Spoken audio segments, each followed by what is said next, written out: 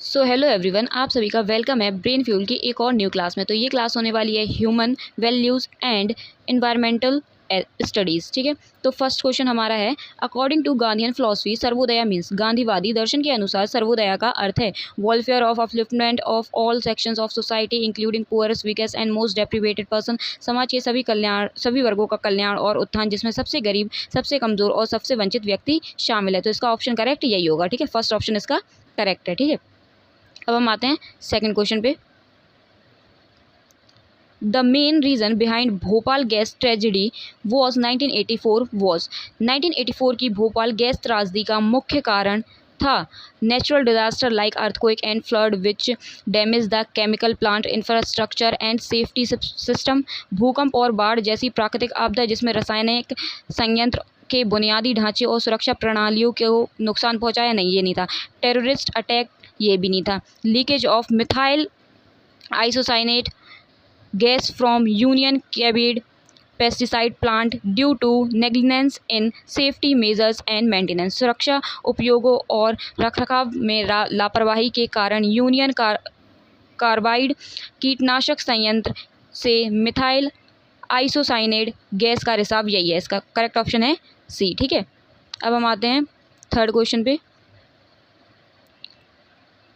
Sustainable development was defined by Brundtland commission means, Brundtland आयोग द्वारा परिभाषित सतत विकास का अर्थ है development that focuses only on economic growth without considering environmental and social aspects for future generation.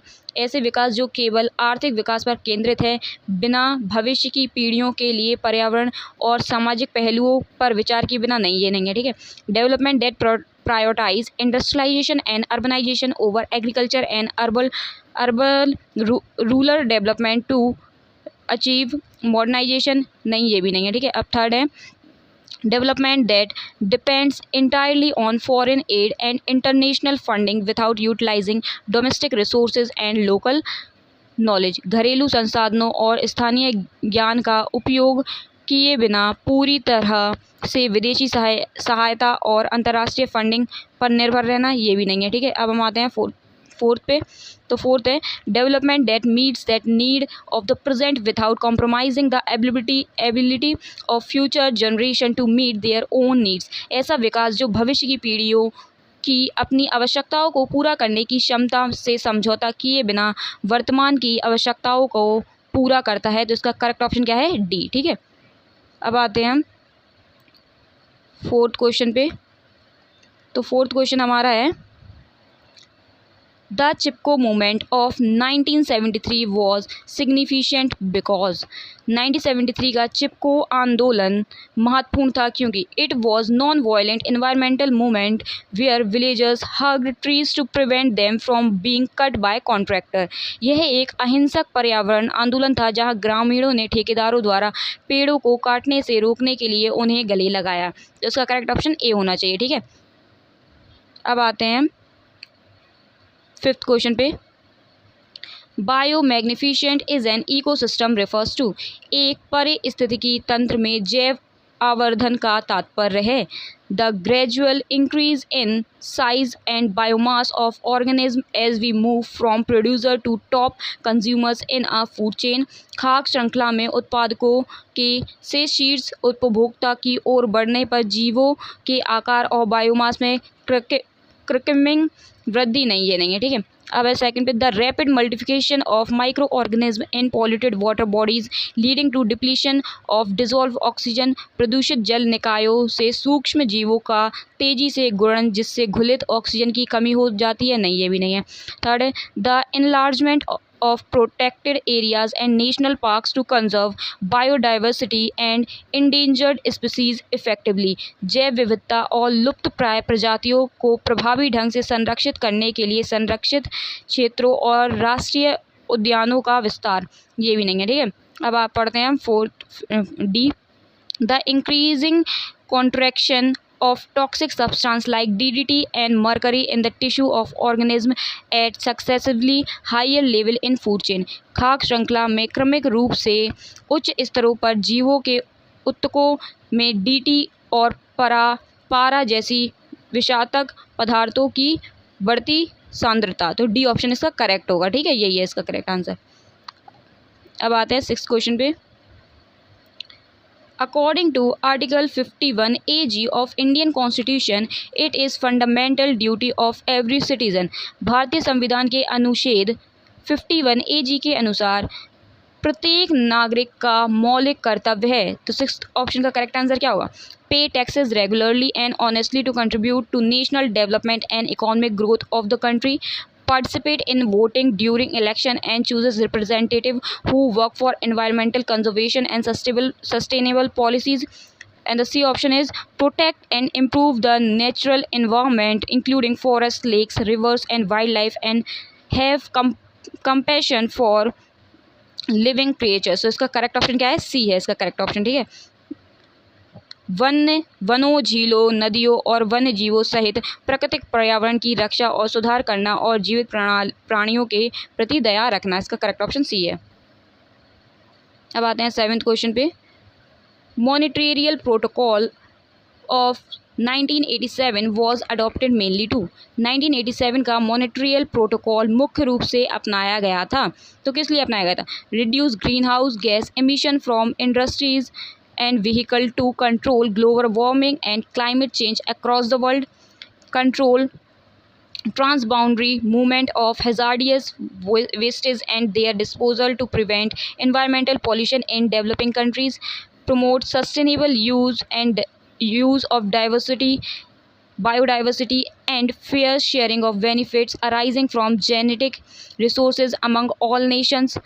And the D option is phase out the production and consumption of ozone depletion substance like CFCs and halogens to protect the ozone layer। तो इसका correct option क्या है? इसका correct option है D, answer correct है, ठीक है। Ozone परत की रक्षा के लिए CFC और हेलोन जैसे ओजोन क्षयकारी पदार्थों के उत्पादन और खपत को चरणबद्ध तरीके से समाप्त करने के लिए, ठीक है, करेक्ट है ऑप्शन। अब हम आते हैं 8th क्वेश्चन पे। EIA environment impact assessment is important because EIA पर्यावरण प्रभाव आकलन महत्वपूर्ण है क्योंकि it predicts and evaluates the likely environmental consequences of a proposed project before the decision to proceed is taken। यह निर्णय लेने से पहले प्रस्तावित परियोजना के संभावित पर्यावरणीय परिणामों की भविष्यवाणी और मूल्यांकन करता है। इसका ए ऑप्शन करेक्ट होगा, ठीक है, 8th का। अब आते हैं 9th क्वेश्चन पे। Deep ecology philosophy given by Arne Naess emphasizes that. Arne Naess द्वारा दी गई डीप इकोलॉजी दर्शन इस बात पर जोर देता है कि human beings are superior to all other species and nature exist primarily for human use and economic exploitation. मनुष्य अन्य सभी प्रजातियों से श्रेष्ठ है और प्रकृति मुख्य रूप से मानव उपयोग और आर्थिक शोषण के लिए मौजूद है। Technology and scientific advancement can solve all environmental problems without changing human lifestyle and consumption pattern। प्रौद्योगिकी और वैज्ञानिक उन्नति मानव जीवन शैली और उपभोग पैटर्न को बदले बिना सभी पर्यावरणीय समस्याओं को हल कर सकती है। या C option, all living beings have intrinsic value irrespective of their usefulness to human and nature has right to exist for its own sake। सभी जीवित प्राणियों का आंतरिक मूल्य है चाहे मनुष्य के लिए उनकी उपयोगिता कुछ भी हो और प्रकृति को अपने लिए अस्तित्व का अधिकार है, ठीक है। तो इसका करेक्ट ऑप्शन सी होगा, all living beings have intrinsic value, ठीक है। अब आते हैं 10th क्वेश्चन पे। Minamata disease which occurred in Japan was cause due to. Minamata रोग जो जापान में हुआ था किसके कारण हुआ था? तो 10th ऑप्शन का करेक्ट आंसर क्या होगा? Consumption of rice contaminated with cadmium release from mining activities which affected kidney and bones of people. खनन गतिविधियों से निकलने वाली कैडमियम से दूषित चावल के सेवन से जो लोगों के गुर्दे और हड्डियों को प्रभावित करता है, नहीं, इससे नहीं होता। Consumption of fish contaminated with methyl mercury discharge from industrial waste into Minamata bay affecting nervous system. Minamata खाड़ी से औद्योगिक कचरे से निकलने वाली मिथाइल मरकरी से दूषित मछली के सेवन से जो तंत्रिका तंत्र को प्रभावित करता है। इसका करेक्ट ऑप्शन बी होगा, ठीक है, 10th का। अब आते हैं हम 11th क्वेश्चन पे। The concept of trusteeship given by Mahatma Gandhi implies that, Mahatma Gandhi द्वारा दी गई ट्रस्टीशिप की अवधारणा का तात्पर्य है। तो 11th ऑप्शन का करेक्ट आंसर क्या होगा? Rich people should donate all their wealth to government and live a life of poverty to achieve spiritual enlightenment. अमीर लोगों को अपना सारा संपत्ति सरकार को दान देनी चाहिए और आध्यात्मिक ज्ञान प्राप्त करने के लिए गरीबी का जीवन जीना चाहिए। नहीं, बिल्कुल नहीं। Government should take over all private property and distribute it equally among all citizen to establish socialism. सरकार को सभी निजी संपत्ति अपने कब्जे में ले लेनी चाहिए और समाजवाद स्थापित करने के लिए इन सभी नागरिकों के बीच समान रूप से विस्तृत करना चाहिए। नहीं, ये भी नहीं होगा। Businessman should maximize profit by any means and then spend small portion on charity for publicity and tax benefit. व्यापारियों को किसी भी तरह से लाभ अधिकतम करना चाहिए और फिर प्रचार और कर लाभ के लिए दान पर छोटा हिस्सा खर्च करना चाहिए। नहीं, ये भी नहीं होगा। अब पढ़ते हैं इसका डी ऑप्शन। डी ऑप्शन है wealthy individuals should consider themselves as trustees of society's wealth and use it for welfare of poor and needy। धनी व्यक्तियों को खुद को समाज के संपत्ति का ट्रस्टी मानना चाहिए और इसका उपयोग गरीबों और ज़रूरतमंदों के कल्याण के लिए करना चाहिए। इसका करेक्ट ऑप्शन डी है। ठीक है, अब हम आते हैं 12th क्वेश्चन पे। एजेंडा 21 अडॉप्टेड एट रायो अर्थ समिट 1992 इज। 1992 के रायो पृथ्वी शिखर सम्मेलन में अपनाया गया एजेंडा 21 है। तो एजेंडा 21 क्या है? A list of 21 most polluted cities in the world that needed immediate attention of financial assistance for cleanup. दुनिया की 21 सबसे प्रदूषित शहरों की एक सूची जिन्हें सफाई के लिए तत्काल ध्यान और वित्तीय सहायता की आवश्यकता है। नहीं, ये नहीं है। A military strategy of 21 developed countries to control natural resources and energy reserve in developing nation। विकासशील देशों में प्रकृति संसाधनों और ऊर्जा भंडार को नियंत्रित करने के लिए 21 विकसित देशों का एक सैन्य रणनीति। ये भी नहीं है। A comprehensive action plan for sustainable development in 21st century addressing environmental, social and economic issue। पर्यावरणीय, सामाजिक और आर्थिक मुद्दों को संबंधित करते हुए 21वीं सदी में सतत विकास के लिए एक व्यापक कार्य योजना। यही है, इसका करेक्ट ऑप्शन सी है। ठीक है, अब हम आते हैं 13 क्वेश्चन पे। In situ conservation of biodiversity means. जैव विविधता में इन सीटू संरक्षण का अर्थ क्या है? Conservation of genetic resources in seed banks, gene banks and cryopreservation facility outside there natural habitat.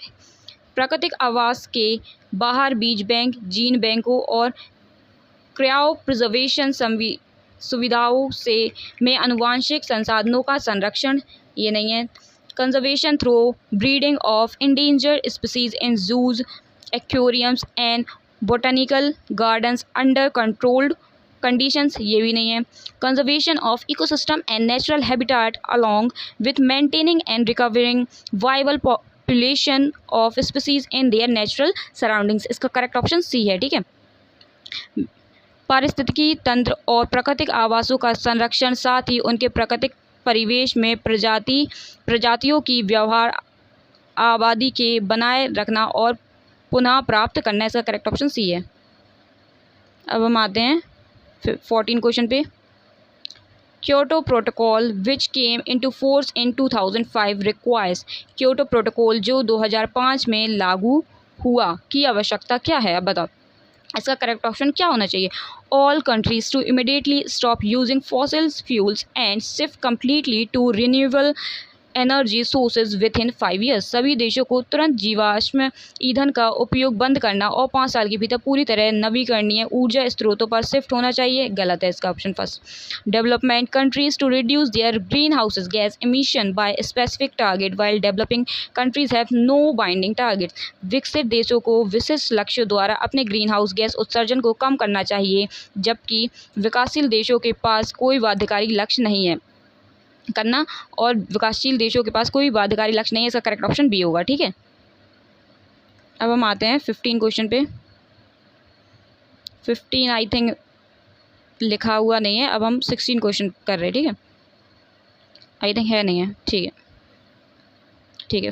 16 question, carbon credit system under Kyoto protocol means. Kyoto protocol के तहत carbon credit प्रणाली का अर्थ है a tax imposed in on industries for every ton of carbon dioxide they emit into atmosphere to discourage use of fossil fuels. वायुमंडल में उत्सर्जित carbon dioxide के प्रत्येक टन के लिए उद्योगों पर लगाया गया कर ताकि जीवाश्म ईंधन के उपयोग को हितोत्साहित किया जा सके। तो इसका करेक्ट ऑप्शन क्या होगा? A tradable certificate representing the right to emit 1 ton of carbon dioxide, allowing countries to buy sell emission allowance 1 ton carbon dioxide उत्सर्जित करने के लिए अधिकार का प्रतिनिधित्व करने वाला व्यापार योग्य प्रमाण पत्र जो देशों को उत्सर्जन भत्ते खरीदने बेचने की अनुमति देता है। इसका करेक्ट ऑप्शन बी है, ठीक है। अब हम आते हैं 17 क्वेश्चन पे। Precautionary principle in environmental law states that. पर्यावरण कानून में एहतियाती सिद्धांत कहता है। तो 17 का करेक्ट ऑप्शन क्या होगा? Development activities should be stop completely until complete scientific certainty about environmental impact is achieved. Only those projects should be approved which have zero environmental impact and cause no pollution or ecological disturbance. Where there are threats of serious irreversible environmental damage, lack of full scientific certainty shall not be used as reason for postponing cost effective measures. इसका correct option C है, ठीक है। इसका correct option C है। जहां गंभीर या अपरिवर्तनीय पर्यावरणीय क्षति का खतरा है वहां पूर्ण वैज्ञानिक निश्चितता की कमी को लागत प्रभावी उपयोग का स्थगित करने के कारण के रूप में उपयोग नहीं किया जाएगा, ठीक है। इसका करेक्ट ऑप्शन सी है। अब हम आते हैं 18 क्वेश्चन पे। Joint forest management JFM programme in India involve. भारत में संयुक्त वन प्रबंधन कार्यक्रम में शामिल है। A complete control of forest by forest department officials without any involvement of local communities और ट्राइबल पीपल। स्थानीय समुदायों का या आवासी लोगों की किसी भी भागीदारी के बिना वन विभाग के अधिकारियों द्वारा वनों का पूर्ण नियंत्रण, वन भूमि का निजीकरण और वाणिज्यिक वृक्षारोपण और लकड़ी उत्पादन के लिए निजी कंपनियों को सौंपना, खाद्य उत्पादन बढ़ाने और भूमि की कमी की समस्या को हल करने के लिए वन क्षेत्रों को कृषि भूमि में परिवर्तित करना, या डी ऑप्शन वन विभाग और स्थानीय ग्राम समुदायों के बीच अपक्षीण वनों की सुरक्षा, पुनर्जन और प्रबंधन के लिए। इसका करेक्ट ऑप्शन डी है, partnership between forest department and local village communities for protection, regeneration and management of degraded forest, ठीक है। अब हम आते हैं 19 क्वेश्चन पे। According to land ethics given by Aldo Leopold द्वारा दी गई भूमि नीति के अनुसार इसका करेक्ट ऑप्शन क्या होगा? ए, land is commodity belonging to human which can be used, abused and sold for maximum economic benefit without any moral obligation. गलत है। A thing is right when it tends to preserve the integrity, stability and beauty of biotic community.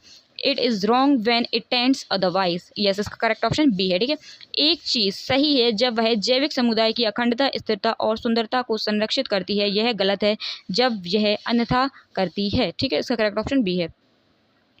अब हम आते हैं 20 question पे। Ecological footprint measures परिस्थिति पदचिन्ह मापता है। The total area of forest cover required to maintain oxygen balance in atmosphere for survival of all living beings on earth. पृथ्वी पर सभी जीवित प्राणियों के अस्तित्व के लिए वातावरण में ऑक्सीजन संतुलन बनाए रखने के लिए आवश्यक वन आवरण का कुल क्षेत्रफल। The geographical area covered by the roots of green and trees and plants which prevent soil erosion and maintain ground water level. पेड़ों और पौधों की जड़ों द्वारा कवर किया गया भौगोलिक क्षेत्र जो मृदा अपरदन को रोकता है और भूजल स्थल बनाए रखता है। या C option the amount of biologically productive land and water area required to produce resources consumed and absorb waste generated by population. या D option, the distance covered by migratory birds and animal during seasonal changes for breeding and finding suitable habitat. तो इसका correct option क्या है? C. ठीक है, किसी जनसंख्या द्वारा उपभोग के लिए किए गए संसाधनों का उत्पादन करने और उत्पन्न कचरे को अवशोषित करने के लिए आवश्यक जैविक रूप से उत्पादक भूमि और जल क्षेत्र की मात्रा। ठीक है, अब हम आते हैं 21 क्वेश्चन पे। चिपको मूवमेंट के मेन लीडर सुंदर लाल बहुगुणा का मुख्य नारा क्या था? तो क्या था? पानी बचाओ, जीवन बचाओ, या second option ecology is permanent economy, या सी ऑप्शन जंगल काटना बंद करो, या डी ऑप्शन पेड़ लगाओ देश बचाओ। तो इसका करेक्ट ऑप्शन क्या है? B, ecology is permanent economy, जो कि पर्यावरण और अर्थव्यवस्था की संबंध को बताता है और वनों की रक्षा पर जोर देता है। अब हम आते हैं 22 क्वेश्चन पे। भारत के संविधान के अनुच्छेद 48A किस बात से संबंधित है? तो 22 का करेक्ट आंसर क्या होगा? राज्य की नीति निर्देशक तत्वों के अंतर्गत पर्यावरण की रक्षा, वन और वन जीवनों के संरक्षण करना राज्य का कर्तव्य है। तो इसका करेक्ट ऑप्शन क्या है? इसका करेक्ट ऑप्शन है ए। ठीक है, 22 का करेक्ट ऑप्शन है ए। अब हम आते हैं 23 पे। नर्मदा बचाओ आंदोलन किस कारण से शुरू हुआ था? तो 23 का करेक्ट ऑप्शन क्या है? नर्मदा नदी के किनारे स्थित प्राचीन मंदिरों और धार्मिक स्थलों के पर्यटन के विकसित करने के विरोध में नहीं हुआ था। सरदार सरोवर बांध के निर्माण से होने वाले विस्थापन, पर्यावरण नुकसान और पुनर्वास की समस्याओं के विरोध के लिए। इसका करेक्ट ऑप्शन बी है। ठीक है, अब हम आते हैं 24 क्वेश्चन पे। ओजोन दिवस प्रत्येक वर्ष किस दिन मनाया जाता है? 5 जून को विश्व पर्यावरण दिवस के रूप में, जब मॉन्ट्रियल प्रोटोकॉल पर हस्ताक्षर हुए थे 1987 में। नहीं, 16 सितंबर को अंतर्राष्ट्रीय ओजोन परत संरक्षण दिवस के रूप में मॉन्ट्रियल प्रोटोकॉल के उपलक्ष्य में। करेक्ट ऑप्शन बी है 24 का। ठीक है, अब हम आते हैं 25 क्वेश्चन पे।